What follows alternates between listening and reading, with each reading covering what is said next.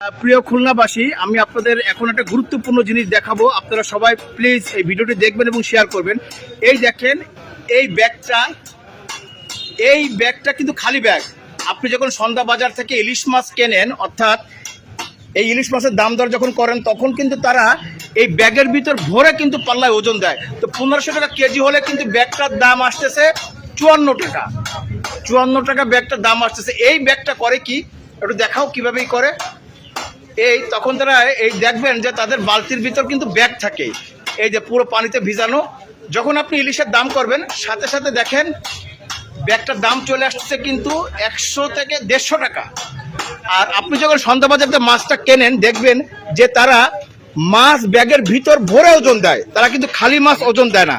তা আপনারা যারা সন্ধ্যা বাজার থেকে মাছ কিনবেন, দয়া করে আগে মাছটি পাল্লায় দিবেন, ওজন করবেন, তারপরে ব্যাগে ভরতে বলবেন। এটা তাহলে কিন্তু আপনারা ঠকবেন না।